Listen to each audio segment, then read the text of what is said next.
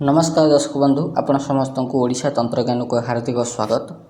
आज भिडियो आम जाना सर्वबाधा रोग नाशकारी राहु प्रयोग विषय में। संसार में तीन प्रकार तंत्र विद्या रही जहाँ साधक अन्य करने उचित नुहे। गोटे हूँ अन्य लक्ष्मी प्रयोग, आउ गोटे हूँ अन्य शत्रुनाश प्रयोग, आउ गोटे हूँ अन्य रोग नाश प्रयोग। এই ତିନି ପ୍ରକାର ପ୍ରୟୋଗ ଅନ୍ୟ ପାଇଁ କରିବା ମାତ୍ରେ ନିଜ ଉପରେ ଦୁଷ୍ପ୍ରଭାବ ପଡ଼ିବ ହିଁ ପଡ଼ିବ। କିନ୍ତୁ ଏହି ପ୍ରୟୋଗ ଯଦି ନିଜ ପାଇଁ କରାଯାଏ ତେବେ କୌଣସି ଅସୁବିଧା ନାହିଁ, ବରଂ ନିରନ୍ତର ନିଜର ଉନ୍ନତି ହେଇକରି ଚାଲିବ। ମଣିଷର ମୁଖ୍ୟ ସମସ୍ୟା ହେଉଛି ତିନିଟା। ଗୋଟେ ହେଉଛି ଧନ ସମସ୍ୟା, ଗୋଟେ ହେଉଛି ରୋଗ ସମସ୍ୟା, ଆଉ ଗୋଟେ ହେଉଛି ଶତ୍ରୁ ସମସ୍ୟା। याकू छाड़देले मु भावे बोधे मनुष्य जीवन में बाकी समस्या बोली किसी नहीं। तेणु ये तीन प्रकार समस्यार समाधान सबुबेल प्रयोग करने उचित। कौन करेंगे? जेबे जेबे आपण जीवन में धन संबंधी समस्या देखादब सेतबेले आमर ये ओडिशा तंत्रज्ञान चैनल रे दिया जाइथिबा धनलक्ष्मी प्रयोग आपण करें। दक्षिणावर्ती शंख उपरे धनलक्ष्मी प्रयोग करें, रुद्राक्ष लक्ष्मी सिद्धि साधना करें, गोमती चक्र लक्ष्मी सिद्धि साधना करें, भुवनेश्वरी महाविद्या साधना करें, कमला महाविद्या साधना करें, भुवनेश्वरी खड्गमाला साधना करें, त्रिपुरा सुंदरी महाविद्या साधना करें। ये सब साधना आड़ाक आमर ये चैनल रे दिखाई। वीडियो जदि आप देखिए पुराना वीडियो गुड़ाक, पुराना वीडियो रे निहाती आपन को ये वीडियो सब मिल जाव अपलोड होती।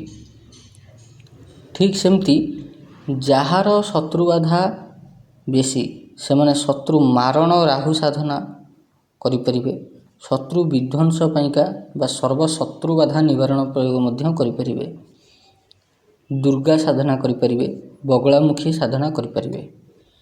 ये सब वीडियो साधना जो कहली ये सबूर वीडियो आमर ओडिशा तंत्रज्ञान चैनल रे दिखाई। आगुरी जो मैंने रोग रे पीड़ित अच्छा से निश्चित रोगनाश श्रीरामचरित मानस रे रोगनाश प्रयोग दिखाई, मंत्र दिखाई, सेटा प्रयोग करें कि शिवलिंग द्वारा रोगनाश प्रयोग दिखाई, ताकू देखिकी से साधना करें। अच्छा, धन प्राप्तिर आउ गोटे प्रकार श्रेष्ठ साधना होची धनाधिपति कुबेर साधना। यही वीडियो चैनल रे मु पकईची। यार कारण कौन? वैश्रवण कुबेर महाराज हजार हजार वर्ष धरिक निराहार रहीकि बिना खाद्य रे बिना भोजन रे तपस्या करी भगवान ब्रह्मा ठारू वर पाइथिले। अनेक तपस्या आराधना करिया पर भगवान ब्रह्मा तांकु सूर्यंकर तेज समान तेजियान एवं नवनिधि स्वामी होबार वर देइथिले। केवल सेतिकी नुहे लोकपाल हेबार आशीर्वाद मध्य देइथिले। तेबे आजिर ई वीडियो रे आमे जानिबा जे राहु ग्रहंक द्वारा आमे आम शरीरर रोगनाश किपरि करिबा। एई प्रयोग जे कोनोसी मंगलवार, शनिवार, रविवार तथा शुक्रवार रे करा जाई परिबो।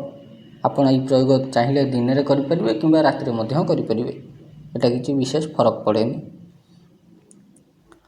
एथिपाई तीनटा मुख्य जिनस आवश्यक। कौन? गोटे मुठा कला राशि, गोटे गेंडु फूल, आ गोटे कला हकी कमाला। या छाड़देले केवल गोटे सोरिष तेलर दीप दरकार, बास सेतिक। संध्या समय करें, दिन बेला करें, रात 8टा पर करें। यार समयर विशेष विधि विधान नहीं। साधारणतः यही प्रयोगटा दक्षिण दिग को मुह करके ही करा जाए। अच्छा, एथिरे वस्त्र आउ आसनर कौन सी रेस्ट्रिक्शन नहीं। आपण जेकोसी रंगर वस्त्र पिंधि पारे, जेकोसी रंगर आसन को व्यवहार करें, कि दक्षिण दिग को मुह करके बसवे। कारण दक्षिण दिग हूँ मृत्युर दिग, जमंकर दिग। से जेबे जेबे रोगनाश प्रयोग करा जाए सेतबेले दक्षिण दिग को मुह करके यही प्रयोग करा जाए। निज डाहाण हाथ में जल धरिक संकल्प करेंगे। संकल्प केमती करती?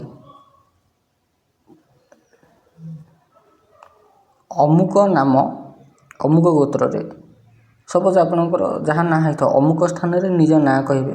ଅମୁକ ନାମ ଅମୁକ ଗୋତ୍ରରେ ଉତ୍ପନ୍ନ, ମୁଁ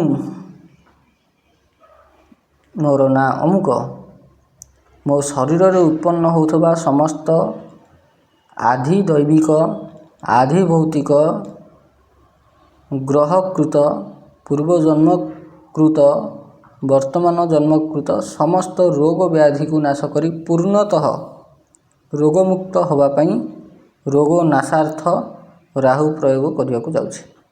ଶ୍ରୀ ରାହୁ ମହାଗ୍ରହ ଆଜ୍ଞା ଆଶୀର୍ବାଦ ପ୍ରଦାନ କରନ୍ତୁ।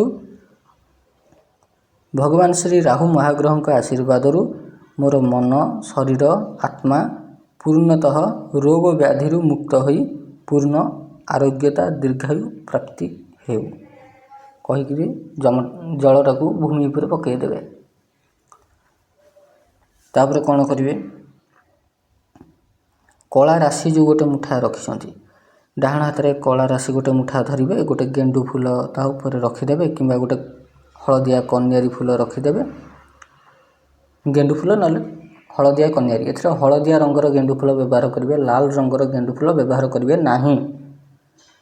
ତାକୁ ଧରିକିରି ନିଜ ମୁଣ୍ଡ ଉପରେ 7 ଥର ବାମରୁ ଡାହାଣ ବୁଲେଇବେ, ବୁଲେଇକିରି ପ୍ଲେଟ୍ ଉପରେ ରଖିବେ। ତାପରେ କଳା ହକିକି ମାଳାଟିକୁ ଧରିକିରି 3 ମାଳ ମନ୍ତ୍ର ଜପ କରିବେ। 3 ମାଳ ମନ୍ତ୍ର ଜପ ହୋଇସାରିବା ପରେ ସେଇ ରାଶି ଆଉ ଗେଣ୍ଡୁ ଫୁଲକୁ ପୁଣି ନିଜ ଡାହାଣ ହାତରେ ଧରିକିରି ନିଜ ମୁଣ୍ଡ ଉପରେ ଆଉ ଥରେ 7 ଥର ବୁଲେଇକିରି ତାକୁ ନେଇକିରି ଯିବେ 3 ଛକ ରାସ୍ତାକୁ। 3 ଛକ ରାସ୍ତାକୁ ଯାଇକି ସେ 3 ଛକ ରାସ୍ତା ଉପରେ ଫୋପାଡ଼ି ଦେବେ। ଫୋପାଡ଼ି ଦେଇକି ପଳେଇ ଆସିବେ ଘରକୁ। ମନ୍ତ୍ର କ'ଣ? ଭଲ ଆଗରେ ସ୍ପଷ୍ଟ ଭାବରେ ଉଚ୍ଚାରଣ କରିକି କହୁଛି, ଲେଖନ୍ତୁ। ଓମ୍ କ୍ଲିମ୍ କ୍ଲିମ୍ ରୋଗ ନାଶାର୍ଥ ରାହବେ କ୍ଲିମ୍ କ୍ଲିମ୍ ଫଟ୍। ଇଏ ହେଲା ମନ୍ତ୍ର। এই ମନ୍ତ୍ରକୁ ମାତ୍ର 3 ମାଳ ଜପ କରିବାକୁ ପଡ଼ିବ। ବେଶୀ ସମୟ ଲାଗିବନି, ବେଶୀରୁ ବେଶୀ ଆପଣଙ୍କୁ ସେଇ 40 ମିନିଟ୍ ବୋଧେ ଲାଗିବ, 40ରୁ 45 ମିନିଟ୍। ତାରି ଭିତରେ ହିଁ ସମସ୍ତ କ୍ରିୟା ସମାପ୍ତ ହୋଇଯିବ।